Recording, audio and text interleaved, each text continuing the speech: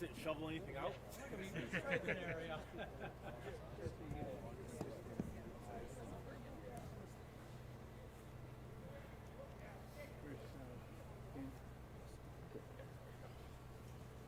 Good afternoon, everybody.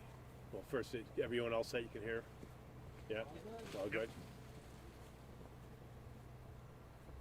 Thanks, everyone, for joining us here today. We have a sundry of city officials with us. The Fire Commissioner Daniel Pizarro is with here.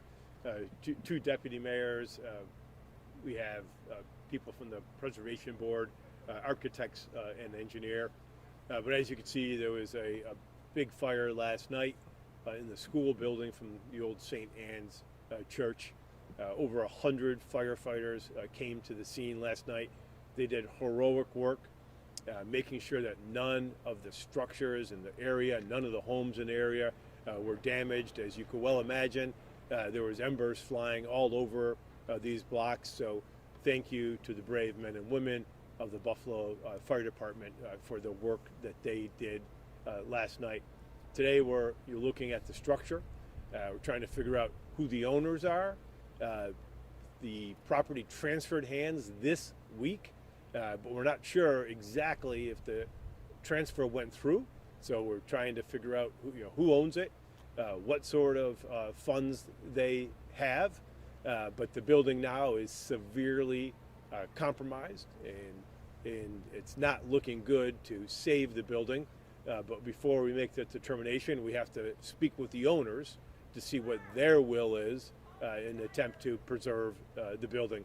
But I'm going to bring up Fire Commissioner Daniel Pizarro, and he can tell you a little bit more about what happened last night and what's going on still today. Commissioner. Thank you, Mayor. Good afternoon, everyone. At about 11:09 last night at 468 Emslie, the building behind us, Buffalo Fire units were dispatched to the report of fire. Upon arrival, the crews encountered heavy fire conditions spreading on the first and second floor. When the first initial incident commander responded, he immediately upgraded to a second alarm. It's at that point that the chief withdrew everyone and we took a defensive posture. Crews later assessed conditions, made an interior attack to see if we can save the building, but they were met with hostile fire conditions and were ordered to withdraw the building again, and we maintained a defensive posture the rest of the fire. Most importantly, there were no civilians injured, and firefighter accountability and safety was utmost priority. As the incident progressed, it ended up with 4 alarms, which is over 120 personnel. The cause of the fire remains under investigation. Does anybody have any questions for myself, the commissioner? Were there any utilities on in the building? We don't know. I don't know that at this moment. So I have spoken to the owner of the building, who says last month Solve the mystery. Who's the owner? individuals broke into the apartment building, the rectory, and vandalized the entire interior of the rectory.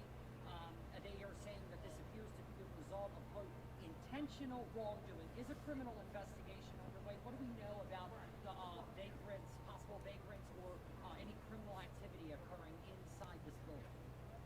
What I can tell you right now is our fire investigators are actively doing an investigation to figure out the cause. Right now that cause is under investigation, so we don't have a definite answer for that. It seems like it's still smoldering. You guys are throwing water on it? Yeah, we have an aerial device set up behind us to hit any hot spots. A lot of that smoke you see behind us could be steam. It could be a mixture of steam and smoke. The color of the smoke changes depending on the weather. So we do have fire apparatus behind us on standby with water ready to douse any types of hot spots that we have if they come up. How dangerous is this right now to anyone who may be coming by to look at it or to go inside or whatever? I mean, and how quickly do you need to get it down once you review this? It's a precarious situation. As you see behind us, there is a perimeter set.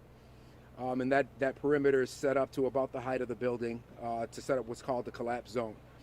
So when a building like this is compromised, there is always a risk of sudden collapse, but we keep that in mind when we establish the collapse zone. Did the cold impact any of the work last night? Absolutely. Fires like this in the cold changes the fire dynamics. Fire tends to spread fast. The building itself is over 130 years old, and it's made of heavy timber construction. So over the years, with oil and lacquer on the building, once those timbers get going, it's a heavy fire. That fire load is actually very tough to extinguish from a manual firefighting perspective. Preservationists and people live in the neighborhood have been looking at the structure. A lot have been calling to try to save it. What can you say about the possibility of that actually happening? Well, hold on. Let's yield to the President. Sure. Get right up. Get right up.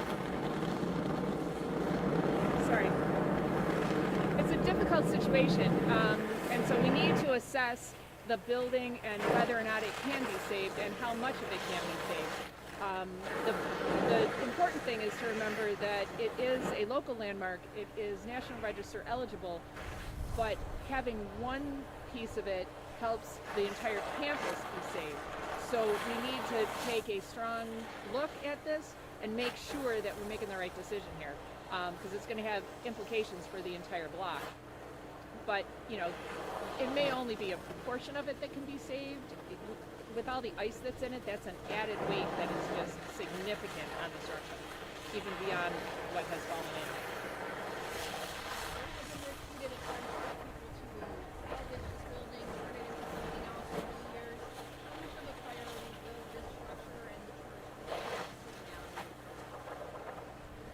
It's important to keep in mind these buildings are privately owned.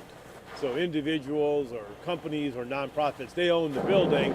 You know, it's their responsibility to utilize them, secure them. And so, you know, that's what we're dealing with now is, you know, we're trying to, we have yet to be in contact with the private owners. We're trying to track down, you know, who they are, you know, to figure out what's their interest in preserving the building. Do they have insurance?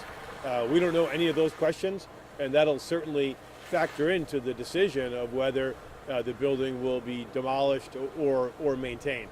But certainly if the private owners have the ability, they could come in and to start stabilizing work, but it has to begin immediately, because as you can see, the building is still burning and water is still being applied, and there's going to be more ice gathering on the building, which, you know, just further compromises the ability, you know, to stand.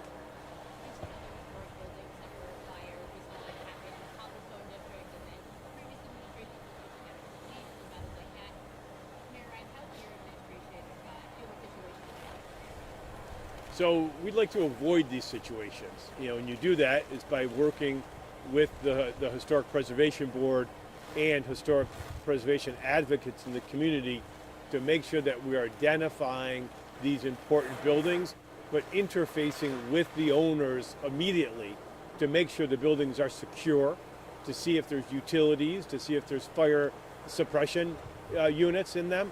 So I'm going to be more active in interacting with the owners of the historic buildings to make sure that tragedies like this aren't occurring on the regular. You know, we've seen it time and time again.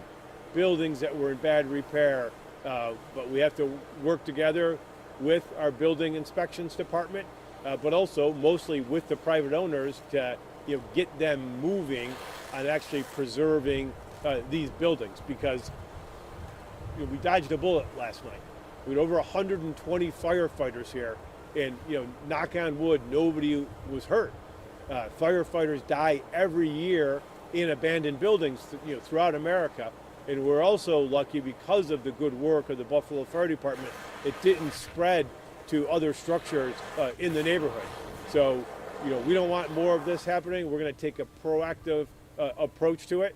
But today, you know, we're in front of a hulk of a building that's still on fire, and we're trying to figure out, you know, what to do with that, and we're going to do that by getting in touch, you know, with the private owners to see what their intentions are.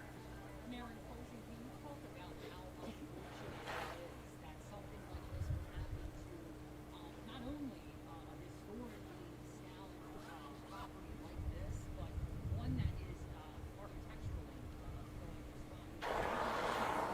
Yeah. And it's, you know, it's unfortunate to hear that it might have to be torn down. What's your response to that, given that historically this happened? You know, we look forward in Buffalo, but we look forward with the history in our rearview mirror. This church was founded over 120 years ago, by German immigrants. Look at the size of this complex that community put together, over a century ago. But with disinvestment, with white flight, these buildings have become shells.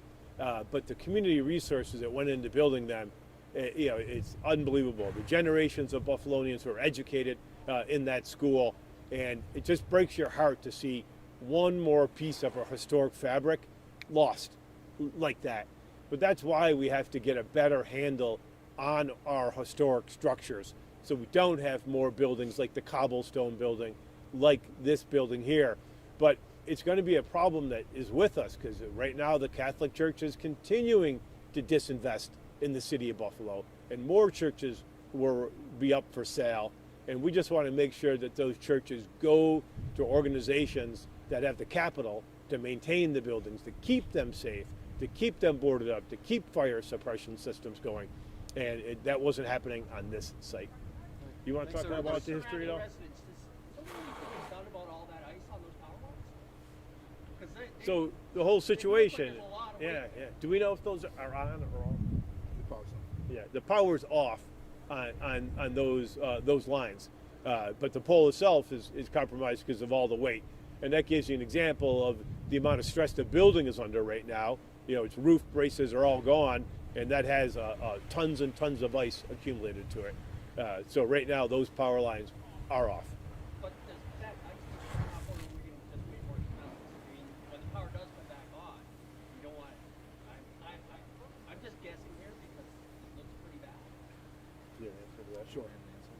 Yeah, we wouldn't leave it. Like I said, there's let's call it a controlled zone where if it does collapse, it is something that we're ready for. But in no way, shape, or form will we leave the ice of that precarious nature there when we leave. All right, thank you, everybody. Thanks, everybody. Stay warm.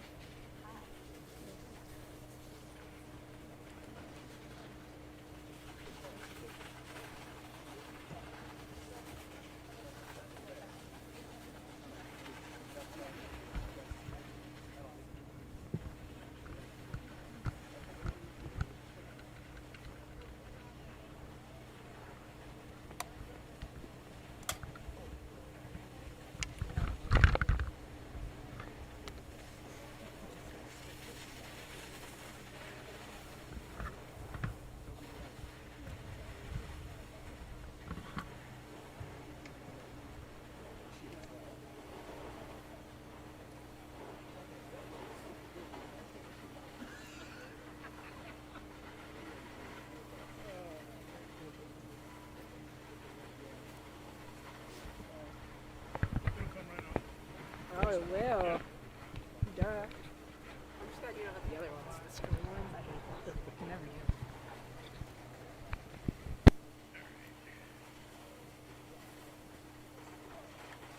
Just why did you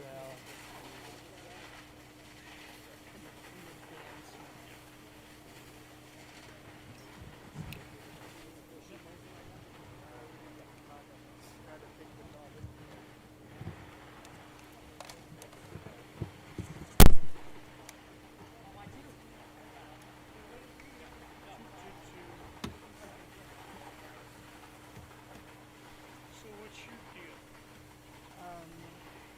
you want to just grab stuff and I feel like we have time. You guys get the solution. Put our stuff together. Yeah. Also, please put bathrooms. I need one of those. Desperately. But I'm gonna shoot a vertical. You didn't even know that.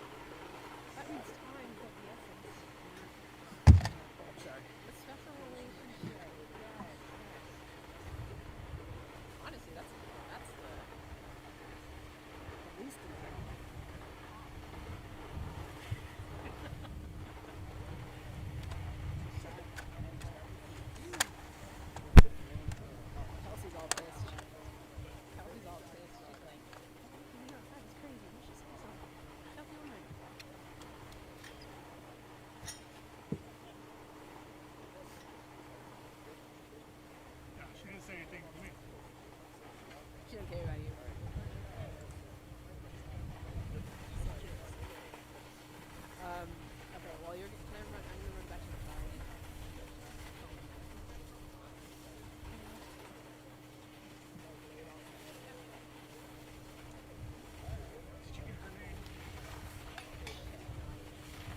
Drop your mic.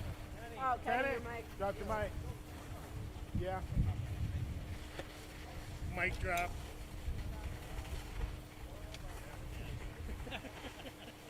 Especially in the snow.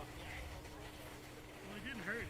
I'd rather drop it on the ground than in the snow. Cushioned the blow. You need any help? Oh, good, thanks. All right. All right, till next time.